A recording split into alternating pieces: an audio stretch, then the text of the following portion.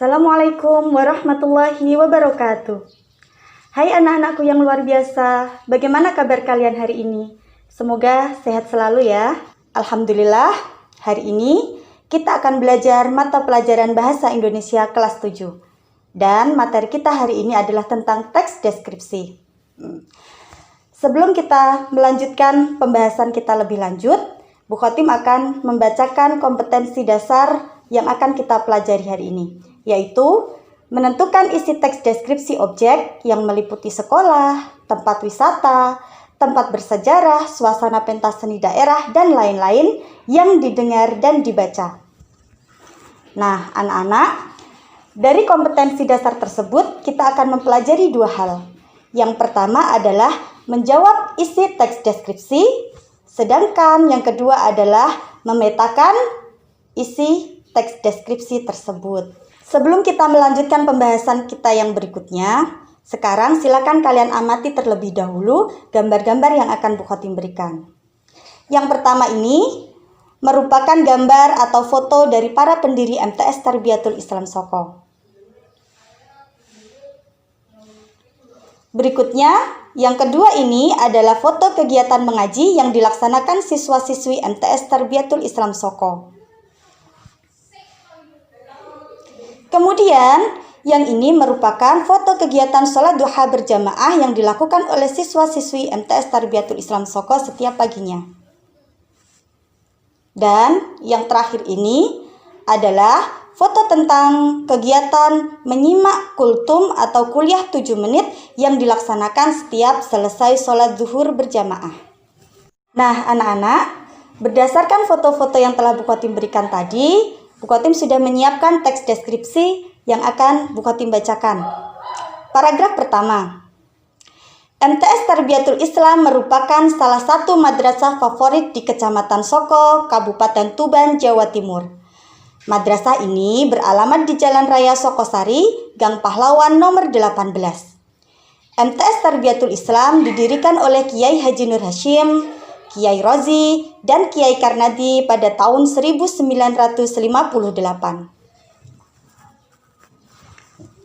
Kemudian paragraf kedua, madrasah bergedung 2 lantai ini memiliki visi terwujudnya lulusan yang beriman, berakhlak mulia, dan berpengetahuan luas. Oleh sebab itu, dalam rangka mewujudkan visi tersebut, MTS Tarbiyatul Islam senantiasa berupaya meningkatkan kualitasnya, baik dari segi akademik maupun non-akademik. Salah satunya melalui program-program pendidikan dengan program kurikulum maupun program kesiswaan. Kita lanjut ke paragraf ketiga. Salah satu program yang ada di MTS Tarbiyatul Islam yakni program pembinaan agama dan akhlak. Pembinaan tersebut diwujudkan melalui pembiasaan sholat zuhur dan duha berjamaah, mengaji, kuliah 7 menit atau kultum, tahlil, dan istighosah. Kegiatan tersebut dilaksanakan di Musola Nurul Huda yang berada di halaman MTS Tarbiyatul Islam. Paragraf keempat, melalui program dan pembinaan yang dilaksanakan di MTS Tarbiyatul Islam, para siswa perlahan menjadi terbiasa dalam melaksanakannya. Saat tiba di madrasah pukul 7 pagi, mereka langsung duduk manis di musola untuk mempersiapkan diri mengikuti kegiatan mengaji dan sholat duha berjamaah.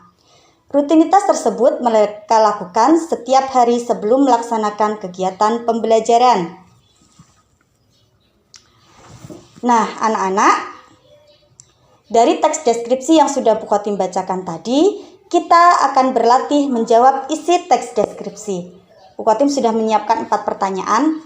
Yang pertama, siapa para pendiri MTS Tarbiyatul Islam? Yang kedua, pada tahun berapa MTS Tarbiyatul Islam didirikan? Yang ketiga, sebutkan visi MTS Tarbiyatul Islam. Dan yang terakhir, apa saja yang meliputi program pembinaan agama dan akhlak yang ada di MTS Tarbiyatul Islam? Nah, anak-anak, kalau kita ingin menjawab pertanyaan-pertanyaan tersebut, apa sih yang harus kita lakukan? Nah, betul. Yang harus kita lakukan tentu adalah membaca semua teks dari awal paragraf pertama sampai paragraf terakhir. Nanti dari situ kita dapat menemukan jawabannya. Kita mulai ya anak-anak. Pertanyaan pertama, siapa pendiri MTS Tarbiyatul Islam? Dari keempat paragraf ini, ada pada paragraf keberapakah jawabannya? Ada yang bisa menjawab?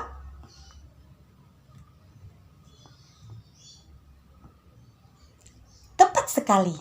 Jawabannya kita temukan pada paragraf pertama di kalimat terakhir, yakni pada kalimat MTS Tarbiyatul Islam didirikan oleh Kiai Haji Nur Hasyim, Kiai Rozi, dan Kiai Karnadi. Berikutnya, pertanyaan kedua. Pada tahun berapa MTS Tarbiyatul Islam didirikan? Ada yang sudah tahu?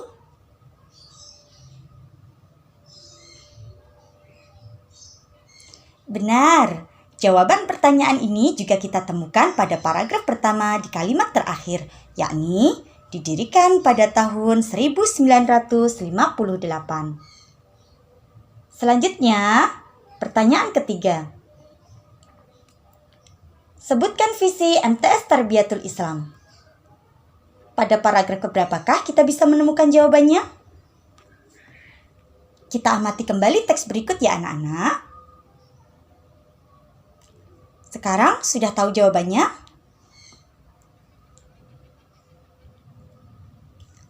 Tepat sekali anak-anakku.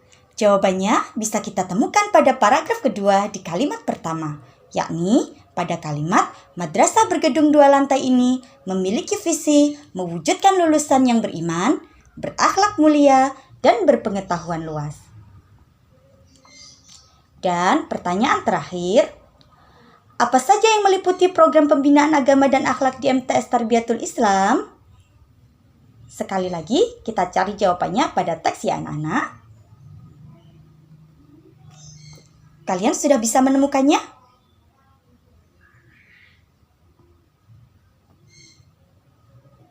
Benar sekali, kalian luar biasa.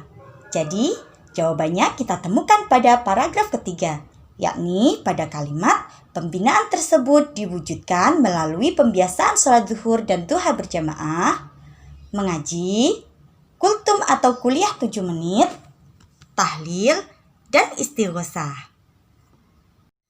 Setelah berlatih, apakah sekarang kalian sudah bisa menjawab pertanyaan dan memahami isi teks yang kalian baca anak-anak? Insya Allah sudah ya. Jadi kalau kita ingin memahami sebuah teks, maka kita harus membaca teks tersebut dari awal sampai akhir. Dibaca dengan pelan-pelan, dengan teliti, dengan telaten, maka insya Allah kita dapat memahami isi teks yang kita baca tersebut. Jika kalian sudah paham, kita lanjutkan pada pembahasan berikutnya, yaitu memetakan isi teks deskripsi. Dalam teks deskripsi, apa sih yang bisa kita petakan? Ada 2 hal yang bisa kita petakan. Pertama, memetakan ide pokoknya. Yang kedua, memetakan ide penjelas dalam sebuah teks deskripsi itu.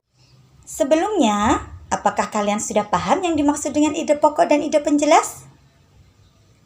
Jadi, yang dimaksud ide pokok adalah gagasan atau pikiran yang menjadi inti atau pokok pengembangan suatu paragraf.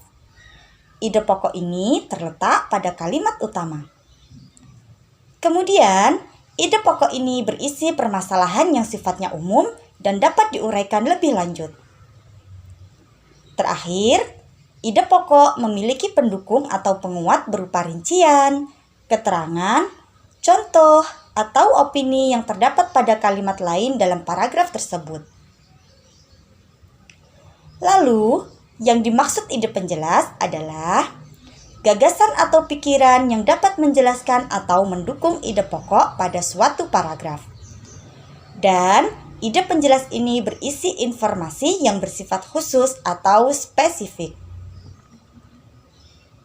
Anak-anak, berdasarkan letak ide pokoknya, paragraf dibagi menjadi beberapa jenis.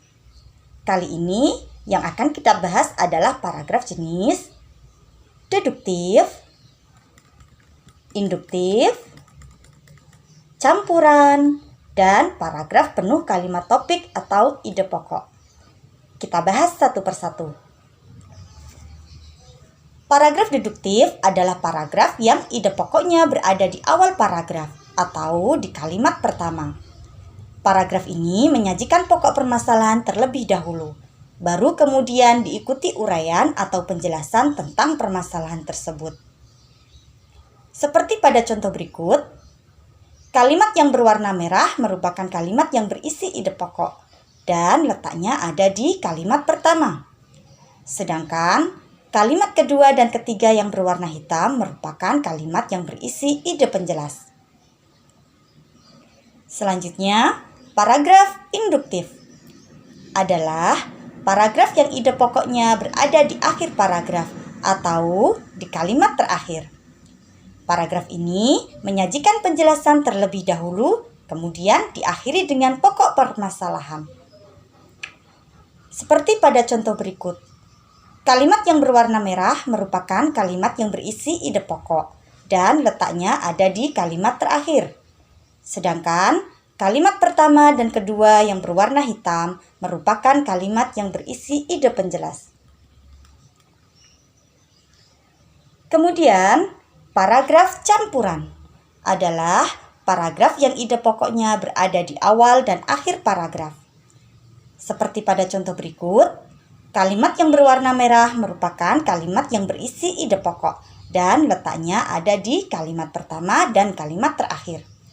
Sedangkan kalimat yang berada di tengah yang berwarna hitam merupakan kalimat yang berisi ide penjelas.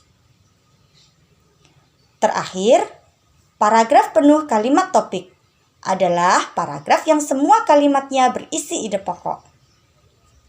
Hal ini karena semua kalimat pada paragraf tersebut sama penting dan tidak ada kalimat yang sifatnya umum maupun khusus. Seperti pada contoh berikut. Semua kalimat dalam paragraf tersebut merupakan kalimat utama yang berisi ide pokok. Jadi, Bu Koti memberikan warna merah pada semua kalimat tersebut. Bagaimana? Sudah paham anak-anak? Insya Allah sudah ya. Anak-anak, sekarang kita akan belajar untuk memetakan isi teks deskripsi. Jadi, dari contoh teks deskripsi yang Bu Koti bacakan sebelumnya, kita akan membahas 2 paragraf saja sebagai contoh ya. Kita akan belajar bagaimana cara untuk memetakan ide pokoknya, ide penjelas, dan jenis paragraf apa sih itu. Kita mulai yang pertama, paragraf 1. Bu Koti akan bacakan. MTS Tarbiyatul Islam merupakan salah satu madrasah favorit di Kecamatan Soko, Kabupaten Tuban, Jawa Timur. Madrasah ini beralamat di Jalan Raya Sokosari, Gang Pahlawan nomor 18. MTS Tarbiyatul Islam didirikan oleh Kiai Haji Nur Hashim, Kiai Rozi, dan Kiai Karnadi pada tahun 1958. Nah, anak-anak, dari paragraf pertama tersebut, sudah tahukah kalian mana yang merupakan ide pokok? Mana ide penjelasnya? Dan jenis paragraf apa sih ini? Sudah ada yang tahu jawabannya? Jadi, paragraf pertama ini merupakan paragraf penuh kalimat topik atau paragraf penuh ide pokok. Hal ini karena semua kalimat pada paragraf ini sama penting dan tidak ada kalimat yang sifatnya umum maupun khusus. Kita lihat kalimat pertama pada paragraf ini menyatakan bahwa MTS Tarbiyatul Islam adalah salah satu madrasah favorit di Kecamatan Soko. Kemudian, kalimat kedua menginformasikan alamat MTS Tarbiyatul Islam. Dan kalimat terakhir berisi informasi tentang pendiri dan tahun didirikannya MTS Tarbiyatul Islam. Kalimat-kalimat tersebut berisi ide atau gagasan yang kedudukannya sama penting, sehingga semua kalimat merupakan kalimat utama. Sudah paham? Kalau sudah, kita lanjut pada paragraf kedua. Kita bacakan ya. Bu Koti bacakan. Madrasah bergedung 2 lantai ini memiliki visi terwujudnya lulusan yang beriman, berakhlak mulia, dan berpengetahuan luas.